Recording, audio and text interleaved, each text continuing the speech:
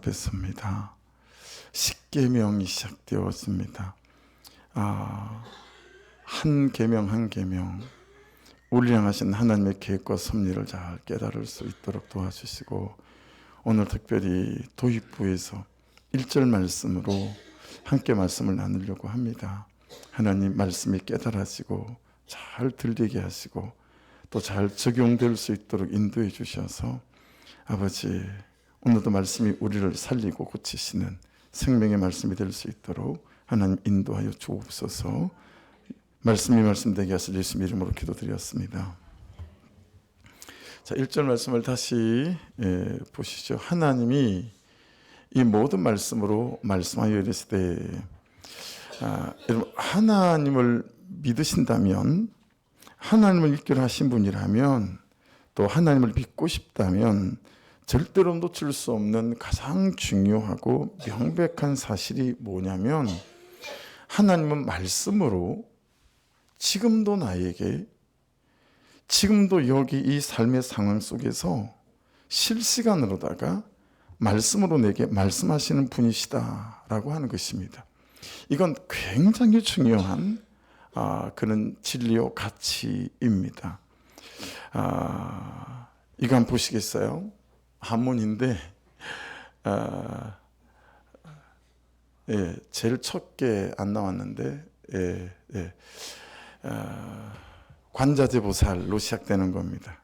절을 좀 다녀보신 분들은 많이 들어보셨을 텐데, 관자재보살 행심 반야 바라밀다시 조견 오온 계공 도일체구예요. 이거 다 외웠는데, 사리자 색불이공 공불이색 색즉시공 공적시생 두 번째 줄입니다. 그 다음에 수상행식 제일 마지막에서 두 번째 수상행식, 그리고 역부여시, 사리자 시제법공상 불생불멸 불구부정 불충불길, 그 다음에 제일 마지막에 보시겠어요? 세 번이나 반복되는 게 있어요. 아제아제 바라제, 이건 들어보셨죠? 바라성아제 모지사바. 이게 260자로 된 반야심경이에요. 부처님의 제일 중요한 교리들을 핵심적으로 모아서 260자에 축약시켜 놨다라고 하는 건데, 제가 저걸 한문을 다 알고 그런 게 아니라, 새벽 3시에 어머니가 일어나세요. 어머니하고 저는 한 1년 반 가까이 살았나, 얼마 같이 못 있었어요. 그럼 통영 앞바다까지 고성에서 그 당시에는 가려면 한 50분씩 걸렸어요. 요즘 20분이면 간다고 하더라고요. 도로가 좋아져서. 그럼 밤새 고기를 잡아서 새벽배 도로는 그 고깃배에서 고기를 받아가지고 어머니하고 어머니 친구 3분이나 4분이 이렇게 이제 품바 해가지고 트럭 조그만 용달차 있죠. 그 다음에 거기다 이제 생선을 받아 싣고 상자째 5일장을 가시는 거예요. 여기 같으면 김포도 갔다가 벽제도 갔다가 의정부도 갔다가 보천도 갔다가 그러시는 거죠. 그리고 캄캄한 시간에 들어오세요. 그리고 들어오시면 저한테 새벽에 다 부탁해놓고 가신 일이긴 하지만 애 손이 대충이니까 또 집안일 이것저것 막 또 하세요. 얼마나 고단하시겠어요, 그죠? 근데 그렇게 일을 다 끝내고 방에 들어오시면 등잔불을 켜세요. 그리고 불경책을 딱 피세요. 그 고단한 몸을 눕히기 전에 하루도 빠짐없이 어머니가 제일 먼저 시작하시는 것이 이걸 읽으시는 것이에요. 관자재보살로 시작해요. 행심 바라밀다시. 그리고 제가 듣고 있다가 아제아제 바라제 나오면 이제 끝나는구나 라고 하는 거죠. 하도 읽으시니까 저녁마다 머리맡에서 그게 이제 외워지더라고요. 여러분도 아시는 무소유를 쓴 법정스님, 또 법정스님하고 비슷한 법륜스님이라는 그런 분도 또 계세요. 그래서 이 반야심경에 대해서 해석하는 책들이 있는데요. 이런 거예요. 한번 들어보십시오. 참을 게 없으면 괴로움도 없다. 모든 괴로움에서 벗어나는 법, 매달린 절벽에서 손을 뗄 수 있는가? 대롱을 버리고 하늘을 보라. 창문 단속으로 도적을 막아라. 어둠은 본래 없다. 즐거움은 짧고 괴로움은 길다. 기적을 일으키는 간절한 마음. 한 32가지 되는 이 반야신경을 쭉 풀어서 요약해 놓은 것들을 제가 그중에 몇 가지만 발췌를 한 겁니다. 삶에 대한 굉장히 좋은 처세술일 수 있고요. 그리고 사람과 인생에 대한 좋은 교훈이라고 쳐줄 수도 있습니다. 근데 핵심은 지금 나에게 말씀하시는 말씀이 아니라는 거예요. 예. 지금의 나를 알고 있고 지금의 나를 읽어서 지금의 나를 살피시고 지금의 나의 한숨과 눈물을 이해하시고 지금 여기를 살아내야 하고 걸어가야 하고 살아가야 하는 나에게 살아계신 하나님께서 고통 속에 문제 속에 염려 속에 갈등 속에 살아가고 있는 울고 있는 나에게 죽고 싶은 나에게 살고 싶은 나에게 잘해보고 싶고 무기력한 나에게 말씀하시는 살아있는 말씀이다 라고 하는 거예요. 찬양아, 찬양이 맞아요? 간만이다 야.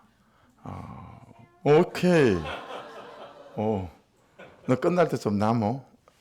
추석 선물 하나 줄게. 야. 여러분, 하나님의 말씀은 지금도 여전히 나에게 말씀하시는 살아있는 말씀이다. 이 개념이, 이 중심이 얼마나 중요한지 몰라요. 다시 말씀드리겠습니다. 예수를 나의 구주로 믿으신다면, 하나님을 살아계신 하나님으로 믿으신다면, 하나님을 믿기로 하신 분이시고 믿고 싶으시다면 절대로 놓칠 수 없고 가장 중요한 명백한 사실은 하나님은 말씀으로 지금도 나에게 이 상황에서 어쩔 줄 몰라 하는 나에게 실시간으로 말씀하시는 분이시다 라고 하는 것입니다. 이 대전제를 가지고 계명 안으로 들어가야 계명과 율법이 무엇인지 해석되고 그리고 말씀이 무엇인지 해석되어져요. 원어 성경에는 십계명 이렇게 나와 있지 않아요. 한글 성경에는 십계명이라는 말이 2번 등장하거든요. 그런데 원어 성경에는 어떻게 나와 있냐면 10마디의 말씀 이렇게 되어져 있어요. 그러니까 십계명 자체도 말씀이다라고 하는 거예요. 10마디의 말씀. 예. 여러분, 성경은 하나님이 예수님께서 해놓으신 말씀을 기록한 책이 아니다라고 얼마나 자주 말씀드립니까? 그죠? 요한복음 1장 1절, 우리 교회에서는 저 구절을 못 외우면 간첩이죠. 태초에 말씀이 계시니라. 이 말씀이 하나님과 함께 계셨으니 이 말씀은 곧 하나님이시니라. 여러분, 이 말씀이 곧 하나님이시다라고 말씀합니다. 이 말씀으로 우리 모두에게 뿐만 아니라 나에게 순전히 개인적으로도 하나님께서는 말씀하시는 분이시다라고 하는 것입니다. 여러분, 이 사실을 성경이 얼마나 명확하고 정확하게 우리에게 전달하고 싶으셨는지 몇 구절을 더 내려가면 14절에는 이렇게 말씀하고 있습니다. 요한복음 1장 14절 같이 읽어보겠습니다. 시작. 말씀이 육신이 되어 우리 가운데 거하심에 우리가 그의 영광을 보니 아버지의 독생자의 영광이요 은혜와 진리가 충만하더라. 여러분, 말씀이 육신이 되어 우리 가운데 오신 분이 누구시죠? 예수 그리스도시죠. 그래서 여러분, 새번역은 이렇게 번역을 했습니다. 그 말씀은 육신이 되어 우리 가운데 사셨다. 예수 그리스도로. 우리는 그의 영광을 보았다. 그것은 아버지께서 주신 외아들의 영광이었다. 그는 은혜와 진리가 충만하였다라고 말씀합니다. 제가 한 번씩 여러분에게 언급해드리는 메시지 바이블은 이렇게 번역을 했더라고요. 그 말씀이 살과 피가 되어 우리가 사는 곳에 오셨다. 우리는 그의 영광을 두 눈으로 보았다. 그렇게 말씀합니다. 하나님이 하신 말씀, 예수께서 하신 말씀을 잘 보시겠어요? 정리하고 분석하고 모으고 편집해서 기록해 놓은 책이 성경이 아니고, 그게 아니고 성경은 하나님 자체라고 말씀하세요. 그리고 성경은 예수님 그분 자체다라고 말씀하신다는 거예요. 그래서 하나님은 지금 나의 이 문제에 대하여 말씀으로 말씀하시는 분이시고, 그래서 우리는 말씀으로 하나님을 만납니다. 할렐루야. 말씀으로 하나님을 듣습니다. 그래서 가장 중요한 이 차이를 정확하게 이해하셔야 됩니다. 자막을 보십시오. 성경은 누군가에게 하신 말씀이 아니고요. 성경은 지금 나에게 하시는 말씀입니다. 할렐루야. 이게 너무나 중요한 거예요. 성경은 옛날 2000년 전에 예수님께서 오셔서 베드로에게 하신 말씀이 아니고, 말씀은 지금 나에게 하나님께서 하시는 말씀이다라고 하는 이 가장 기본적 진리, 이 토대 위에 우리가 말씀을 듣고 읽고 묵상해야 된다라고 하는 것입니다. 그래서 성경은 누군가에게 하신 말씀이 절대 아닙니다. 성경은 지금 나에게 하시는 말씀입니다. 그러니까 여러분 보세요. 들으실 때, 큐티하실 때, 말씀을 읽고 묵상하실 때 항상 우리의 제일 중요한 중심은 뭐냐면, 지금 이 말씀은 나에게 하시는 말씀이다 라고 하는 중심 안에서 말씀을 묵상하고 읽고 큐티하고 적용할 수 있어야 되겠다라고 하는 것입니다. 큐티는 옛날 옛적에 누군가에게 해놓으신 말씀이 아니고, 큐티는 여러분들 같이 읽어볼까요? 큐티는 두 번째 거 시작.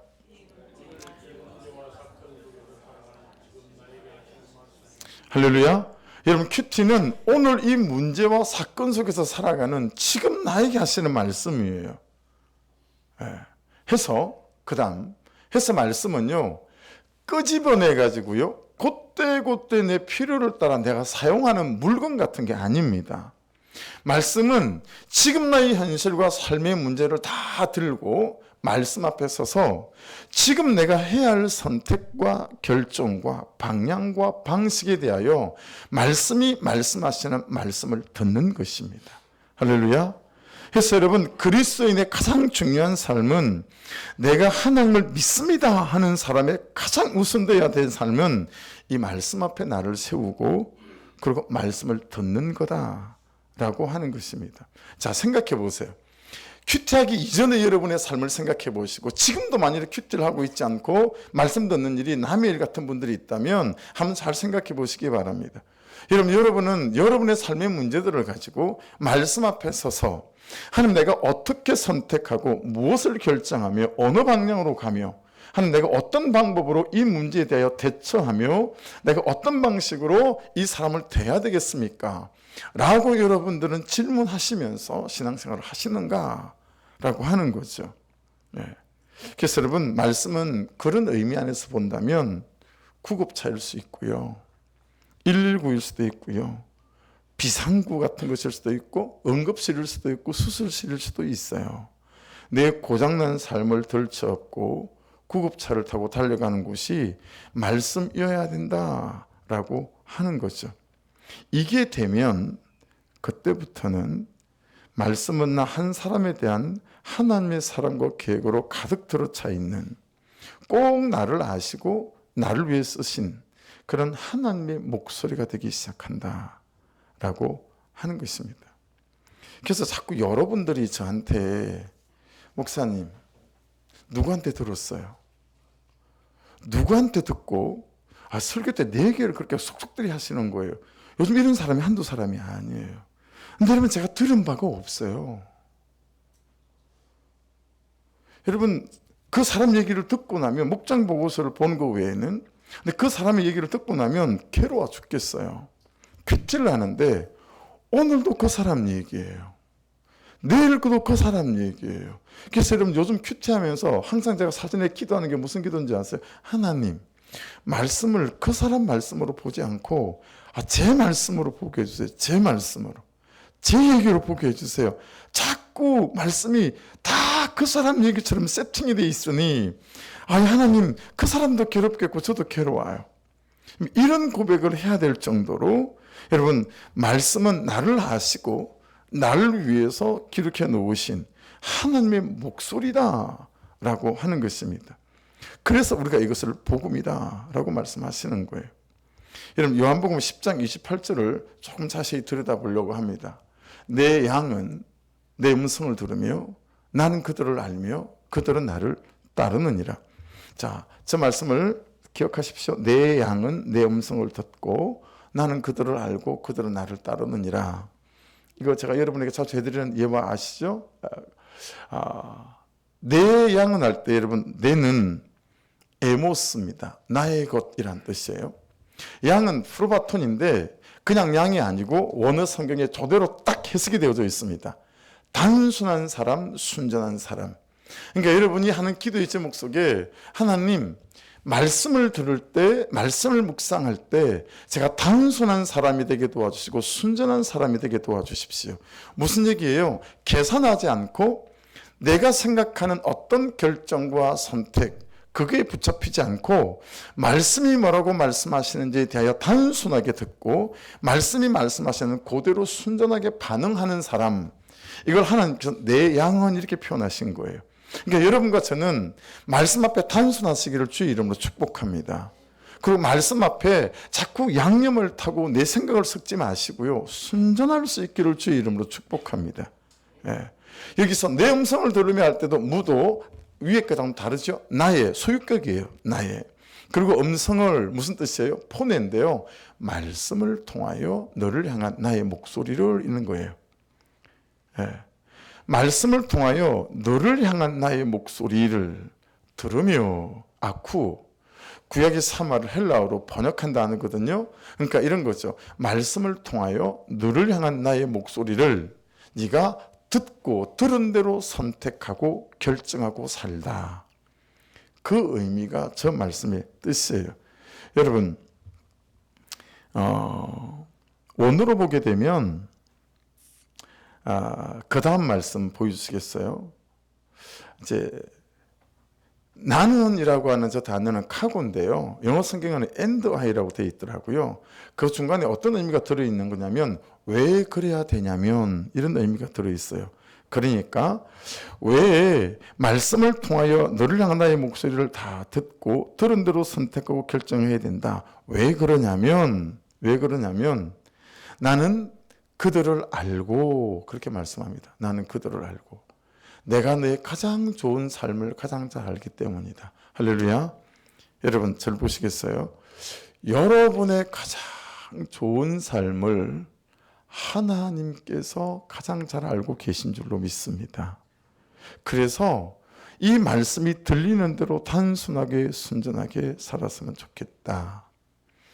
여러분, 십계명 2절을 여러분들에게 같이 설명하고 말씀을 다음 주에 나누게 될 때, 여러분 십계명에 대해서 성경 곳곳에서 내가 왜 이 십계명을 너희들에게 주냐면 너희의 행복을 위해서다라는 구절만 해도 5개가 넘어요. 가장 잘 알기 때문이다 라고 하는 것입니다. 보세요.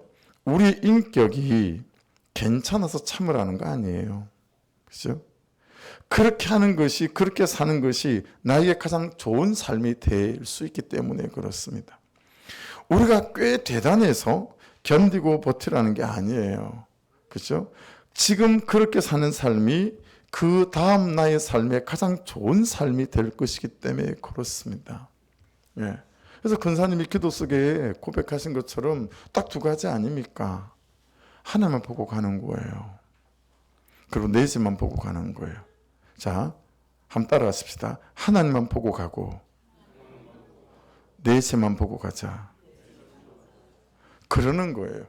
정말 여러분, 그냥 가족을 휘 한번 둘러보고 내 주변을 한번 휘 둘러봐도요, 야, 정말 할 말 많고요, 싸울 일 많아요. 근데 내가 하나님만 보는 거죠. 왜냐하면 하나님, 그분께서 나의 가장 좋은 삶을 그분께서 알고 계시고 그분이 살아계신 분이시고 그분이 내 가정과 내 삶 속에서 일하시고 역사하실 분이시기에 그분만 바라보는 거예요. 그리고 내 죄만 보는 거예요. 그 사람의 죄를 보고 묻지도 따지도 않는 거예요. 내 죄만 보고, 하나님, 참 내가 긴 세월 이렇게 완고함으로, 견해로, 고집으로, 내 방식으로 살아왔습니다. 네. 여러분, 여성이 잘하지 못해요, 제가. 그리고 불끈할 때도 있어요. 근데도 여러분, 제가 제 입으로 제 아내에게 이제 우리 역할을 좀 바꿔서 살아봅시다. 이제는 당신 시키면 내가 시키는 대로 살 테니까 당신은 시키고 나는 시키는 대로 사는 사람이 됩시다. 여러분, 이거 큐티 4-5년 하고 난 다음에 그냥 아무 결단 대단한 거 필요 없었어요. 그냥 이렇게 사는 삶이 순리적이고 맞겠구나 라고 제게 고백되어져서 그냥 그렇게 이야기한 것 뿐이에요. 예. 여러분, 살아계신 하나님 그분이 여러분을 바꾸시고 살아계신 하나님 그분이 그를 바꾸실 줄로 믿습니다. 어떻게 할 때요? 하나님만 바라보고 가고 내 죄만 바라보고 살아갈 때 그 일들이 우리 가운데 일어나는 일들인 줄로 믿습니다. 그래서 그들은 나를 따르느니라, 아콜루데오라는 단어인데요, 여기에 우리가 절대로 잊어버리지 말아야 될 가장 중요한 의미가 하나 담겨 있습니다. 따르느니라, 아콜루데오, 기억해 주십시오. 함께 간다 라는 뜻입니다. 말씀을 따라 선택한 그 길에 너 혼자 아니고 그 인생에 대신 내가 너와 함께 있고 함께 갈게. 그게 여러분, 저 따르느니라는 단어에 숨어있는 의미고 뜻이에요. 여러분과 제가 여러분 말씀만 보고 가고 그리고 내 죄만 보고 가고 살아계신 하나님만 보고 가면 그 선택과 그 삶 속에 하나님께서 함께 하시는 역사가 나타나게 될 줄 믿습니다.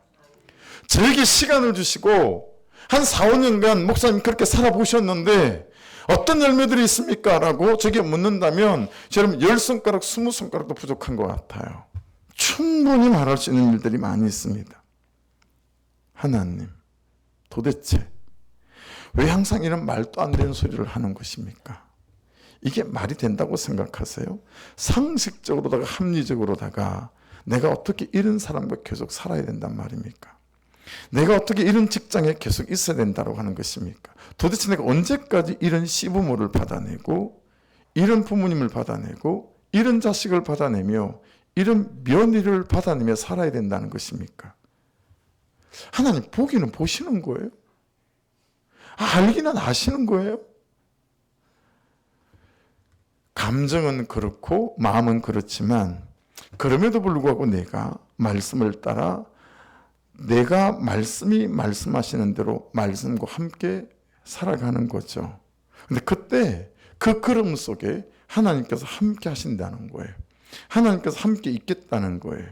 사랑하는 여러분, 그러면 내 존재와 내 인생과 내 가슴과 내 삶이 되지 않을까요? 그러면 그가 변하든 내가 변하든 여러분 변하는 역사들이 나타나지 않을까요? 그러면 내 인생이든 그 사람의 인생이든 달라지는 역사가 나타나지 않겠냐고요. 여러분, 우리에게는, 우리 가정에는 말씀을 먼저 따르는 한 사람이 없을 뿐입니다. 생각해 보세요. 우리 가정에는, 우리의 삶에는 하나님만 보고 가고 내 죄만 보고 가는 한 사람이 없어서 모든 문제들이 시작되는 거예요. 우리 중에 한 사람만 어떻든 그가 그냥 하나님만, 살아계시는 그분만 바라보고 가고 그리고 내 죄만 보고 가며 여러분 그를 받아내기 시작할 때 하나님은 함께, 아콜루데오, 함께 하시며 하나님 행하실 일들을 행하시게 될 줄로 믿습니다. 그래서 저는 큐티를 시작하고 이 말씀을 너무너무 사랑하는 말씀이 됐습니다. 보세요. 같이 읽습니다. 요한복음 8장 29절 시작. 나를 보내시니가 나와 함께 하시도다. 나는 항상 그가 기뻐하신 일을 행함으로 나를 혼자 두지 아니하셨느니라. 할렐루야. 나를 보내시니 나와 항상 함께 하신대요. 나는 항상 그가 기뻐하신 일을 행함으로 나를 혼자 두지 아니하셨느니라. 아세요? 하나님 그분께서 항상 기뻐하신 일은 큰 일이 아니에요. 대단한 일이 아니에요. 네. 요 며칠 새순경 일을 하면서 계속 부르고 싶은 간절한 분이 한 분이 있습니다. 그분이 누구냐면 포크레인입니다. 포크레인. 은행나무, 가시나무, 이제 우리 교회 두 건물 바로 앞에 서 있는 은행나무 파내려고 하거든요. 거기 또 다른 나무도 몇 그루가 있어요. 그들 다 파내서 다른 데로 옮겨 심으려고 하고, 옥상에 있는 나무를 좀 빼가고 다른 데 나무를 좀 구해서 이제 화단을 하려고 합니다. 이제 데크를 깔 4cm 각 파이프를 하는 하부 작업을 이제 거의 끝냈어요. 토요일 오전까지 다 마무리를 좀 했어요. 이제 밑에 채울 것들을 막 잡석을 채우고 해서 이제 콘크리트를 칠 거예요. 싹 쳐서 물 구별을 잡아서 배수로 만든 쪽으로 물이 다 비금 흘러가도록 만들고, 그 다음에 이제 한 하단 한 6개 정도를 만들게 될 것 같아요. 근데 계속 걱정이었어요. 옥상의 나무가 너무 잘 자라는 거예요. 옥상은 흙을 쓰지 않았거든요. 옥상에는 흙을 쓰지 않고 옥상용 흙처럼 생긴 다른 소재가 있어요. 그것을 옥상 화단으로 꾸몄는데 흙보다도 더 자라는 것 같아요. 근데 그게 너무 자라가지고 옥상 방수층을 뚫고 들어올까 봐 대신 많이 걱정이 돼요. 너무 커서 저걸 파내고 조그만 나무를 좀 심어줘야 되겠다.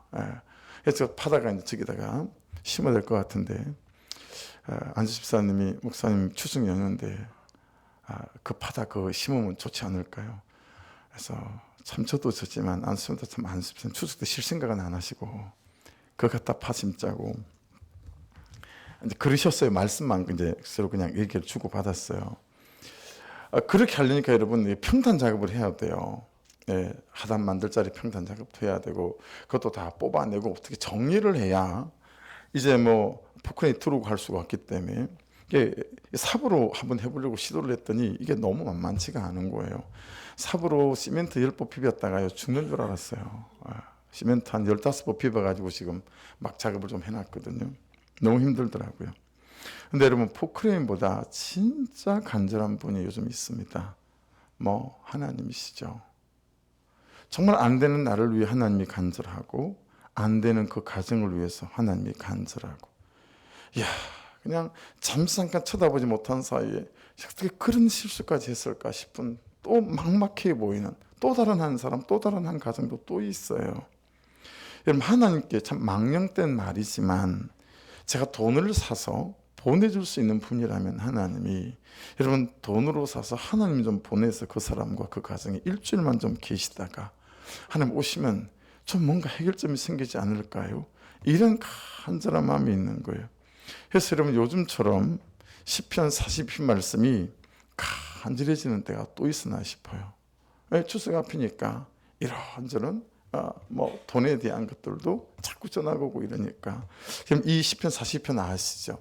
하나님이여 사슴이 신의 물을 찾기에 갈급한 같이 내 영혼이 주를 찾기에 갈급하니이다.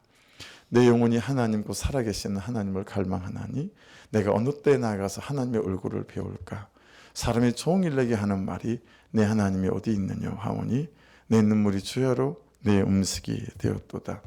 그래서 처음에는 새선생 가서 일하기 전에 혼자 왕이신 나의 하나님을 불렀어요. 왕이신 나의 하나님 그 3번 부르고 일을 시작했거든요. 근데 여러분 요즘은 올라가면 이 찬양을 부른답니다. 사슴이 신의 무릎 찾기에 갈급함 같이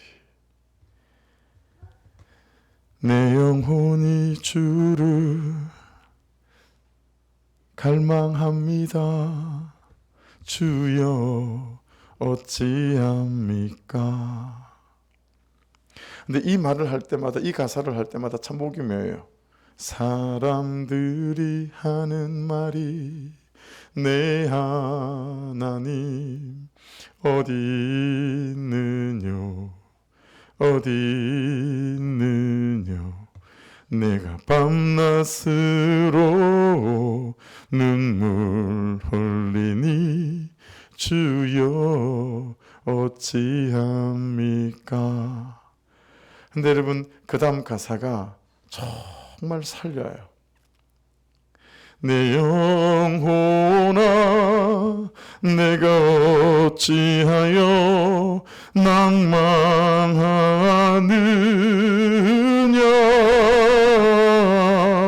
내가 어찌하여 불안하는고 너는 너의 하나님을 바라라. 할렐루야. 죽었다가 이 찬양 부르며 살아나는 거예요. 요한복음 10장 4절은 우리에게 이렇게 말씀하십니다. 아버지께서 내게 하라고 주신 일을 내가 이루어 아버지를 이 세상에서 영화롭게 하였사오니. 여러분 저기 아버지께서 내게 하라고 주신 일 있죠. 여러분 저게 얼마나 작은 일이고 얼마나 사소한 일인지 아십니까? 지난 화요일 아침 밥상머리에서 기억도 잘 안 나요. 아내와 살짝 정말 살짝 말다툼을 했어요.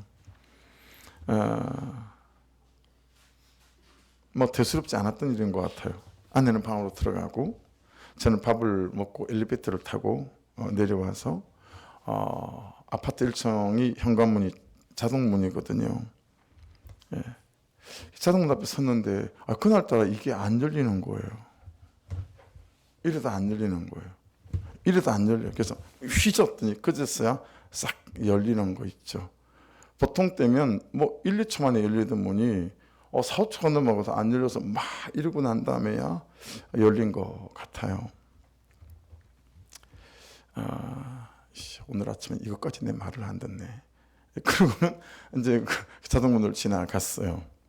그리고 자동문을 지나쳐서 주차장 쪽으로 발 몇 걸음을 옮기는데 내 백성은 나를 알지 못하는 어리석은 자요 지각이 없는 미련한 자식이라.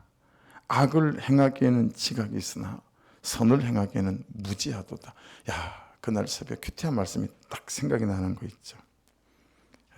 말씀이 엘리베이터 사건을 통해서요, 그 자동문 사건을 통해서 그날 말씀이 제 마음에 말씀이 생각이 나는 거예요. 그러거나 말거나 엘리베이터도 그럴 때가 있는 거지. 자동문도 그럴 때가 있는 거지. 지도 힘든가 보다. 그리고 다시 주차장 쪽으로 두 걸음을 또 좀 옮겼는데요. 한 번도 악을 행하기에는 지각이 있으나 선을 행하기에는 무지하도다. 결국은 발걸음을 돌이켰어요. 다시 엘리베이터를 타고 올라가서 방문 열고 들어가서 미안합니다. 그러고는 다시 내려왔죠. 지극히 작은 거예요. 여러분, 아버지께서 내게 하라고 주신 일은 지극히 작은 거예요. 그런데 그런 작은 말씀 앞에 우리가 움직이지 않는다라고 하는 것입니다. 보실래요? 물을 손에 쥐면 하나도 지워지지 않잖아요. 다 빠져나가는 것처럼 말씀이 우리에게 말씀하시는 것은 손에 쥐어도 지워지지 않을 만큼 작은 일이지만 그런 일에도 말씀은 말씀으로 사사건건 개입하시고 뛰어들어오시고 말씀하시는 줄로 믿습니다. 그리고 그 작은 말씀에 순종해가는 나의 삶에 하나님이 함께 하시면서 나라는 존재와 내 삶을 세워가시더라 라고 하는 것입니다. 그래 여러분, 공감, 위로 너무너무 우리한테 필요합니다. 우리가 연약하기 때문에 너무 필요하고 그 사람의 상처와 아픔 안으로 들어가는, 그렇죠? 참 첫 문 같은 거죠. 열고 들어가는. 하지만 여러분, 중요한 사실은 공감과 위로는 반찬일 뿐이에요. 처방이, 말씀이라는 처방이 나를 고치는 법이고 말씀이라는 치리가 나를 살리는 밥 같은 것입니다. 여러분에게 항상 말씀으로 들리는 처방이 있기를, 항상 말씀으로 들리는 치리가 있기를 주의 이름으로 축복합니다. 여러분, 신학생 때 제 취미 중에 하나가 도서관에 앉아서 미국 유학 갈 학교를 알아보는 거였습니다. 너무너무 유학 가서 공부를 좀 더 많이 하고 싶었습니다. 저는 헤던 로빈슨이라고 하는 설교 교수님을 되게 좋아했어요. 그래서 그분의 책은 거의 사보고 또 유진 피터슨 목사님도 되게 좋아해서 그분의 책도 나오는 것마다 족족 다 사서 봤던 것 같아요. 이 헤던 로빈슨 교수님은 달라스 신학교를 교수를 하고 계시고 또 유진 피터슨 교수님은 또 다른 신학교, 그리고 또 많이 가는 게 퓰러 신학교였어요. 한국에서는.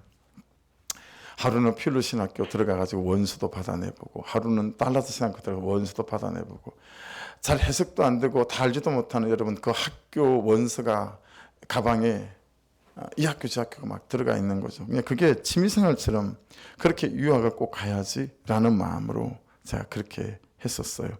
결국은 3학년 겨울방학 때 미국으로 건너갔습니다.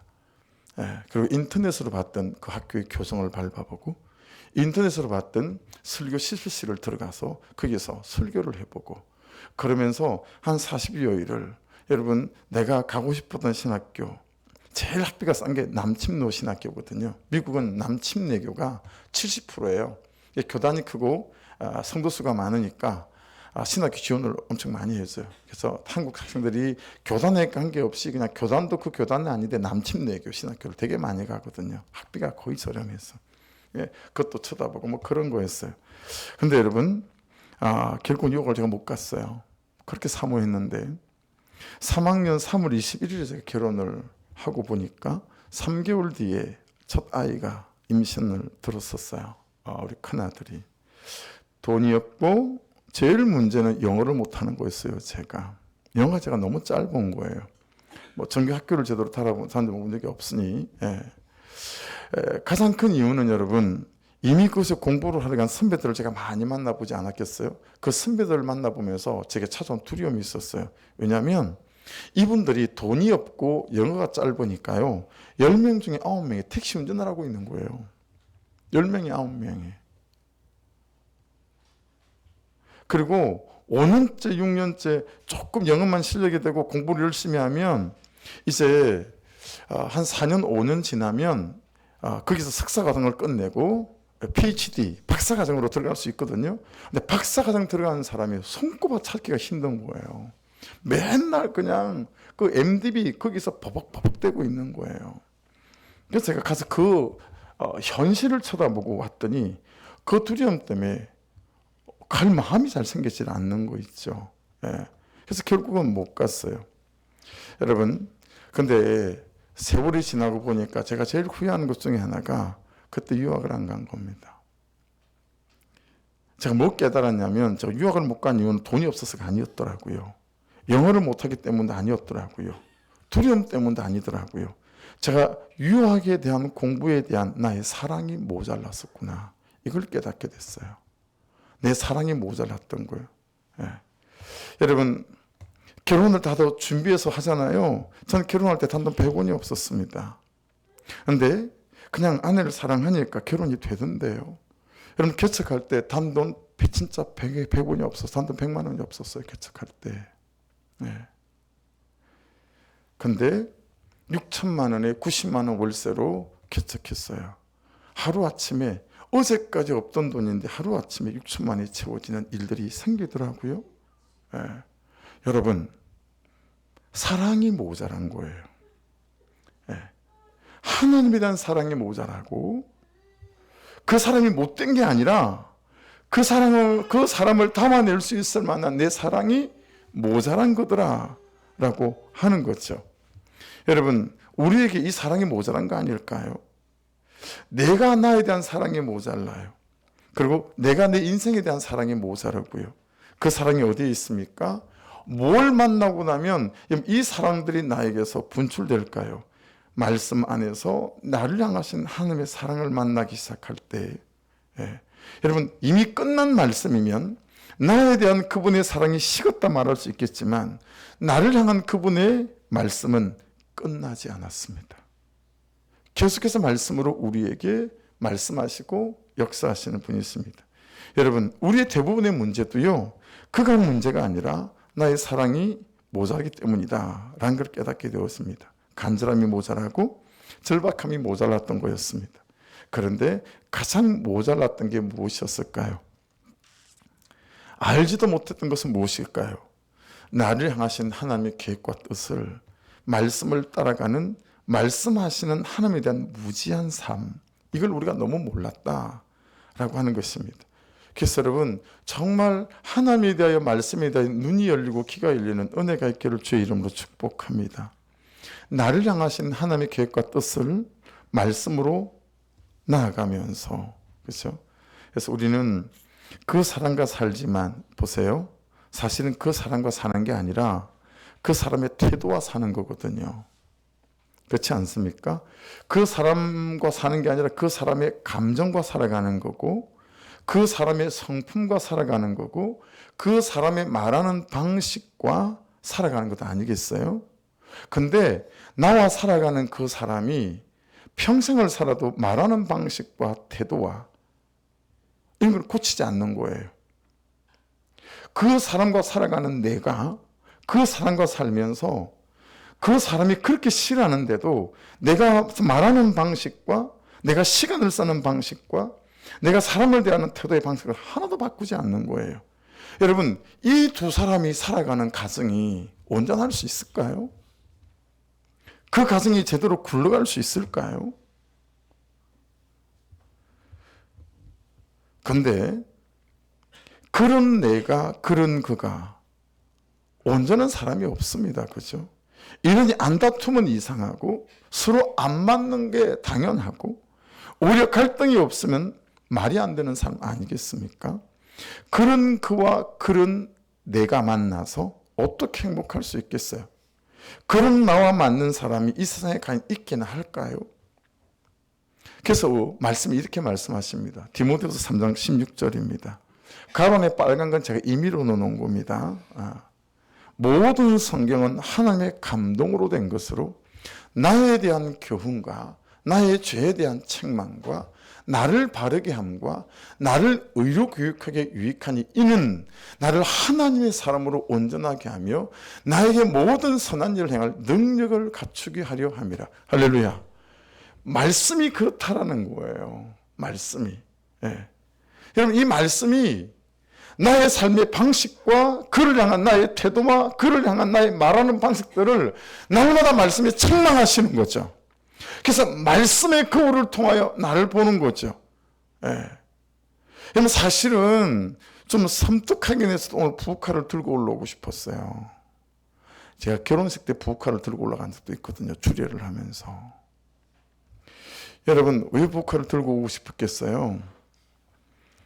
말씀은 하나님께 칼자루를 맡기는 거죠. 그리고 그 말씀이라는 칼이 나를 깎는 거예요. 그에 대한 태도, 내가 말하는 방식, 내가 재정을 쓰는 방식과 이걸 말씀이 나를 깎아내는 거죠. 아프지만 여러분, 말씀이 나를 깎아서 내가 자꾸 온전한 사람이 되어서 가는 거죠. 여러분, 잘 안 되긴 해도 저도 여러분도 여러분이 온전한 사람이 되고 싶은 마음이 얼마나 크십니까? 안 되는 나에 대해서 얼마나 여러분 고통스러우십니까? 그렇죠? 근데 그게 어떻게 된다는 거예요? 온전한 사람으로 세우는 게 말씀이라는 거예요. 그 말씀이라는 칼이 남편을 깎고, 말씀이라는 칼이 아내는 말씀에게 자기를 맡기니까 자기를 깎고. 그러니 여러분, 이렇게 살던 우리가 자꾸 깎여서 맞아서 가는 거 아니겠어요? 근데 다들 칼자루를 자기가 들고 살아요. 그리고 아내를 나한테 맞도록 깎아야 돼요. 그리고 남편을 나에게 맞도록 깎아야 돼요. 그러니 온 집안이 피투성이에요. 상처투성이에요. 그리고 일생을 지옥처럼 살아간다라고 하는 거죠. 여러분, 목장 안에서 꼴보기 싫은 사람 있죠. 아주 뒷꼭지만 쳐다봐도 재수 없는 사람이 있을 수도 있죠. 목장이 바뀌면. 그렇죠? 내 스타일이 다르니까. 근데 항상 유념하셔야 됩니다. 말씀으로 나를 깎아가시는 은혜가 있어 그 사람이 나 때문에 수고한다라는 사실을 깨닫고 그 사람까지 내가 담아낼 수 있다면 하나님께서 나를 통해 행하실 일들이 날로도 넓어서 가는, 깊어서 가는 은혜가 있게 될 줄 믿습니다. 그래서 여러분, 다 내 선생님들이고, 그렇죠? 나를 때문에 수고하는 사람이죠. 그런 말 들어보셨죠? 거울이 먼저 웃는 법은 없습니다. 여러분이 거울을 쳐다봤는데 나는 웃고 있지 않는데 거울이 먼저 웃는 거 경험해 본 적이 있었어요? 그런 일은 없잖아요. 내가 웃어야 나를 담고 있는 거울도 웃습니다.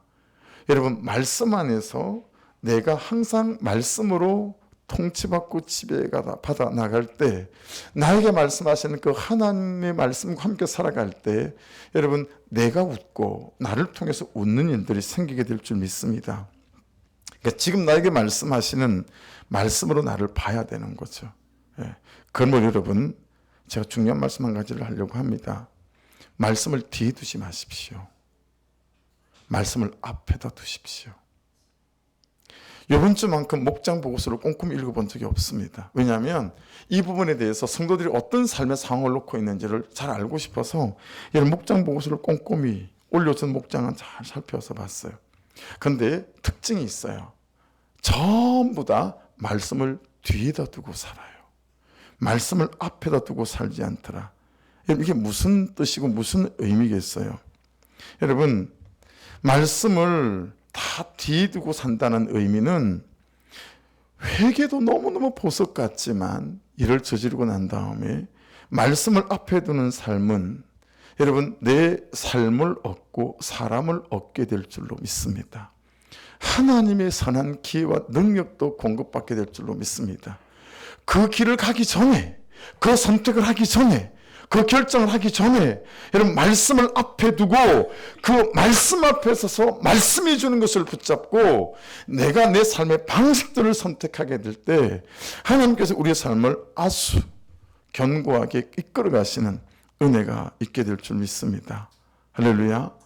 말씀을 뒤에 두지 마시고 앞에 두고, 여러분 운전하고 가시면 이정표가 다 앞에 있잖아요. 그걸 쳐다보고 가잖아요. 내비는 어떻게 보세요? 내비가 전부 다 여러분 앞에 있는 것들을 말하고 그걸 따라가잖아요. 근데 신앙생활은 이렇게 하지 않는다는 거예요. 그냥 막 가요. 여러분 이건 훈련과 연습이 필요합니다. 예, 정말 훈련과 연습이 필요합니다. 가정하에 차에서 혼자 있을 때 있잖아요. 방에서. 그렇죠? 대화를 할 때마다 어떨 때마다 항상 그 말에 욱하고 감정적으로 성질로 들이받고 받아내지 말고, 여러분 가상의 훈련 앞에서 항상 내 앞에다 말씀을 두고 말씀이 어떻게 말을 하라고 하는지, 말씀이 어떻게 태도를 가지고 그를 존중해야 하는지, 여러분 우리가 알고 있는 것만 해도 충분하지 않아요? 하나님, 그는 나보다 옳습니다. 여러분 이걸 그의 말을 들으면서 하나님, 그는 나보다 옳습니다. 하나님, 제가 오늘도 들을 말을 듣습니다. 하나님, 제가 하나님만 보고 가겠습니다. 하나님, 제가 내 집만 보고 가겠습니다. 라며 여러분 연습하고 훈련하며 우리의 마음 안에 근육이 만들어지게 되면 이제 어떠한 삶의 처지여도 이전처럼 그렇게 말씀을 뒤에 두고 맨날 혈기 부리고 맨날 짜증 부리고 맨날 치고받고 난 다음에 회개로 나아가는 이 말씀을 뒤에 두는 삶이 우리에게서 해결받을 수 있을 것이다 라고 하는 것입니다. 말씀을 내 뜻대로, 내 욕구대로, 내 정욕대로, 내 감정대로, 내 생각과 내 마음대로 다 살고 난 다음에 회개할 때만 말씀을 쓰지 않기를 주의 이름으로 축복합니다. 결정하기 전에, 선택하기 전에 말씀을 쓸 수 있기를 주의 이름으로 축복합니다. 여러분 그건 다 말씀을 뒤에 두는 것입니다. 말씀을 내 결정 앞에 두셔야 하고 내 선택 앞에 두셔야 합니다. 말씀을 나의 방향과 방식과 방법 앞에 두셔야 합니다. 그리고 나는 그 말씀을 따라가는 사람, 말씀대로 사는 사람이어야 합니다. 왜냐하면 하나님 지금도 나에게 말씀으로 나의 가장 좋은 삶을 인도하시고 가장 좋은 길을 허락하시는 분이시기 때문에 그렇습니다. 그래서 여러분 주일 예배 때만 말씀 앞에 나를 세우지 않기를 주의 이름으로 꼭 부탁드립니다. 큐티를 하시고 어려우시다면 여러분 큐티 유튜브 방송이라도 들으시고 한 가지 비결만 알려드리고 말씀을 오늘 마치려고 합니다. 왜 나는, 왜 그는, 왜 사람들이 잘 바뀌지 않을까? 이거는 저의 청년 때부터 해서 질문이었어요. 희한하지, 왜 교회를 다니는 사람들이 삶이 안 바뀔까? 왜 교회를 다니는 사람들이 저렇게 달라지지가 않을까? 저는 너무 의문이었어요. 저만한 장로님이, 저만한 권사님이, 저만한 집사님이 삶이 바뀌지 않는 것이. 근데 여러분 제가 전도사가 돼보고 제가 목사가 돼보니까 전도사인 제가, 목사인 제가 안 바뀌는 거예요. 혈기 부릴 거 다 부리고 욕심 부릴 거 다 부리고 그러더라는 거죠. 제 삶의 주제, 목회의 질문과 주제는 계속 이걸 찾는 거였어요. 왜 사람이 바뀌지 않는 거지? 그러다가 큰 교회를 찾은 게 아니라 사람이 변하는 교회를 주목하기 시작했어요. 그리고 사람이 변하는 교회를 찾아다니다가 처음에는 신학생 때 제가 투어한 건 저녁 예배 잘 드리는 교회, 금요철에 잘 드리는 교회, 소문 들은 교회는 다 찾아다녔어요. 전국 팔도를. 어떻게 하면 성대망해를 은혜롭게 하는지. 근데 나중에는 그게 중요한 게 아니더라고요. 어떤 교회가 사람이 변하지? 그리고 찾아간 교회 중에 하나가 춘천 한마음교회였었습니다. 거기는 사람들이 다 변하는 거예요. 그런데 너무 의아했습니다. 목사님의 설교를 70%를 못 알아듣겠어요. 오늘에요 말이 김성노 목사님. 이미 연세도 있으셨지만 여러분 그래서 내가 이상한가? 그 화장실을 갔는데 큰 교회니까 뭐 남자 화장실이 소변기가 쭉 있잖아요. 그래서 목사님들끼리 목사들이 세미나 한다 목사님들이 갔으니까 옆에 있는 목사님이 친구 목사님한테 야, 너 알아듣겠어? 아, 못 알아듣겠어. 그 옆에 있는 분이 모르는 분인데 그렇죠. 나도 못 알아듣겠어요. 그래서 제가 그때 내가 정상이구나 생각을 했어요. 근데 사람들이 왜 이렇게 변하는 거죠? 여러분 어느 정도냐면 가족들이 이사를 시켜요. 교회 옆으로. 대구 사는데 춘천으로 이사를 시켜요. 저 전라도 사는데 누나를 이사를 시키고 오빠를 이사를 시키고 왜냐하면 자기가 변하니까. 말씀을 못 알아듣겠는데 그리고 여러분 알게 된 게 뭐였냐면 그 교회는요 저 뒤에 큰 통이 있어요. 그래서 주일날 말씀을 성도들이 거의 다 엄청 적어요. 말씀을 들으면서 바로 필사를 하는 거예요. 그런 다음에 여러분 주중에 그 말씀을 A4 한 장으로 요약을 한답니다. 그래 그 통에다 집어넣어요. 그러면 또 그걸 제가 갔을 그 당시에 한 2,000명 됐나? 그 목사님이 그걸 다 읽고 부목사님도 읽고 추천을 해줘요. 그 목사님이 그런 걸 잘 읽다가 반드시 그 다음 주일날 거의 매주 그 전주 설교 한 백씩 요약한 걸 그 성도님이 집사님이 나와서 읽어요. 읽고 난 다음에 말씀이 전달이 되어져요. 말씀을 다시 그 주일 말씀을 하시는 거예요. 여러분 온 성도들이 들은 말씀을 적는 거예요. 녹취하는 거죠. 근데 여러분 그런 교회가 또 하나 있더라고요. 우리들 교회가 그래요. 여러분 우리들 교회는 있잖아요. 전 교인 대상으로 목회하는 교회는 아니구나. 만 몇천 명 된다는데 그게는 목자 대상으로 목회를 하는 교회이구나 라는 생각을 했어요. 왜 그러냐면 여러분 제가 그 교회 가서 설교를 하잖아요. 설교를 하는데 앞에 여러분 그냥 열댓 명이 노트북을 놓고 말하는 그대로 설교를 전부 다 타이핑을 해요. 적는 사람도 너무 많고 2시 예배를 인도하고 김남기 목사님하고 차 한잔을 하고 그리고 주차장에 송 목사님이 안내를 해줘가지고 내려와서 차에 딱 탔는데 여러분 방금 제가 2시 예배 때 설교한 설교 내용이 인터넷판에 쫙 떴어요. 제 원고가 뜬 게 아니고 원고를 준 적이 없으니 제 2시 설교가 원고가 다 뜬 거예요. 예, 누가 다 써서 다들 보라고 뿌린 거죠. 그게 인터넷판에 싹 뜬 거예요. 제가 진짜 너무 기겁을 하고 놀랐어요. 여러분 성도들이 설교를 씁니다. 주일 한번 듣는 거로 끝내지 마시고 가능하시면 들으시고 가능하시면 써보십시오. 제 설교가 대단해서 그렇습니까? 아닙니다. 그 사람들이 변하더라고요. 그 사람들이 자기 태도를 바꾸더라고요. 그 사람들이 자기 삶의 방식을 바꾸기 시작하는 거예요. 왜냐하면 말씀은 권세가 있고 능력이 있기 때문에 그 말씀을 붙잡는 사람들을 붙잡아 주시고 그 말씀을 붙잡는 사람들을 고쳐주시고 그 말씀을 붙잡는 사람들을 살려주시는 줄로 믿습니다. 여러분 지금도 말씀은 말씀하시는 말씀이에요. 그러니 말씀에 대한 생각을 바꾸시기를 주의 이름으로 축복합니다. 더 반복해서 들으시고 가능하다면 쓰십시오. 요약해 보십시오. 그리고 그 비결 가운데 머물게 될 때 여러분이 나도 모르게 성품과 인격들이 자라가고 내 태도들이 바뀌어져 가고 구속사 안에서 반응해가는 내 죄만 보고 가고 하나님 보고 가는 일들이 우리의 삶에 실제로다가 일어나는 역사가 나타나게 될 줄 믿습니다. 네. 그래서 다른 거 없습니다.